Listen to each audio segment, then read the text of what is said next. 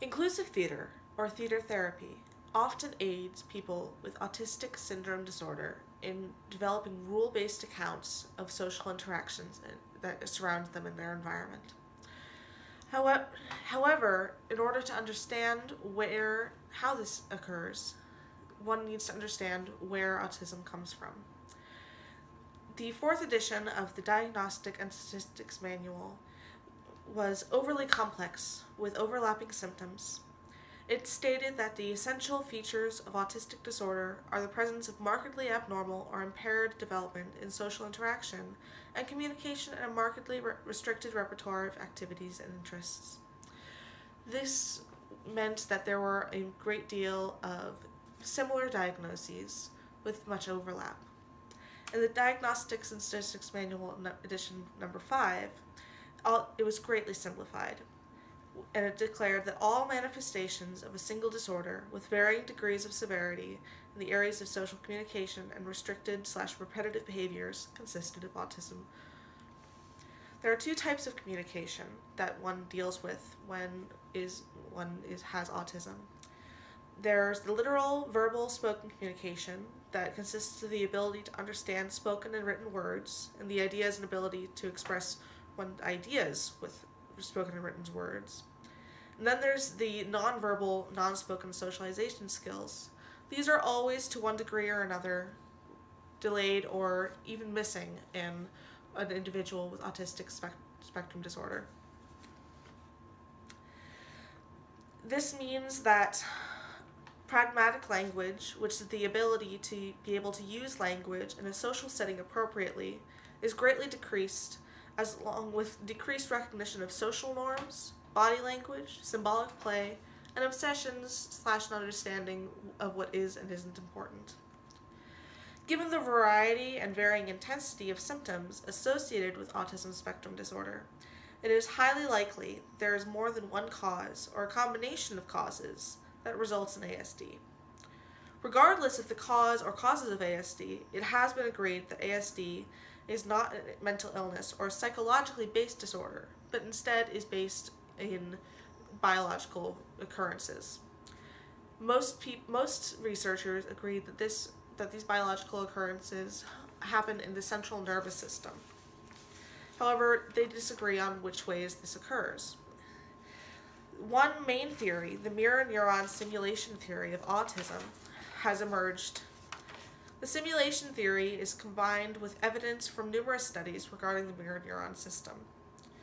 Simulation theory proposes that when a typically developing individual perceives another person in a certain situation, they will automatically and unconsciously project that perception back onto the observer's own motor, cognitive, and emotional representations in order to run an offline simulation.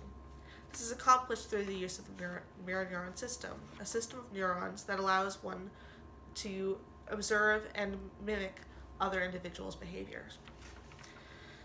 When in a typical individual, this creates empathy, a sense of they are like me, in other words, the theory of mind.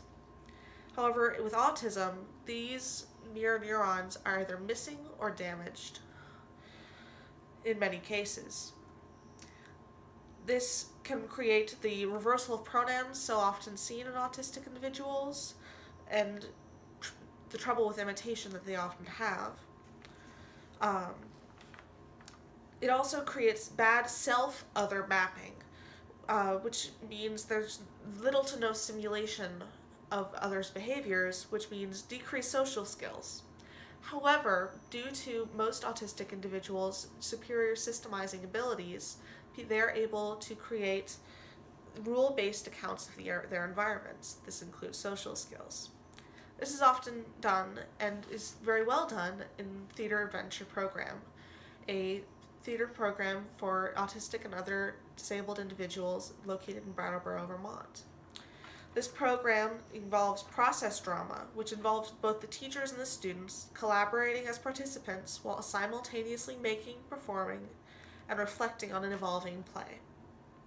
This allows the students to engage with safe routines, use concrete costumes as the ability to be solidly in their character, and use drumming as a nonverbal expression.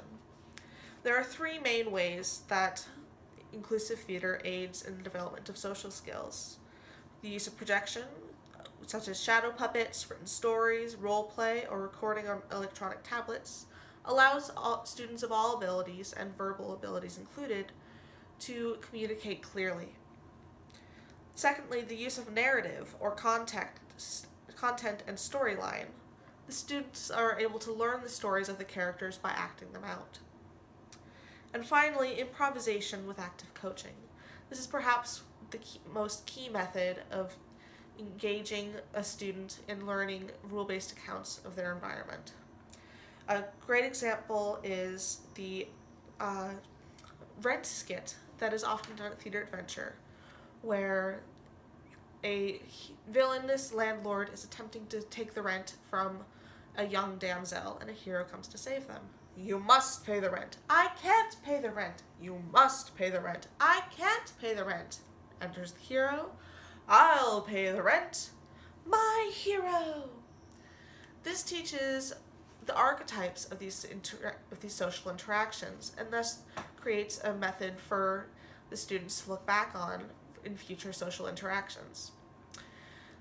You learn that there are villains, there are damsels, there are heroes, and then with active coaching, the autistic individual learns how these different personas interact and express themselves. Another great example of rule-based account of the environment was when a autistic student brought her obsession with wolves to the program and expressed how the wolf hierarchy managed itself and which body languages went with each hierarchy status. In conclusion, inclusive theater can greatly aid social interactions and rule-based accounts of the environment for autistic spectrum individuals. Thank you.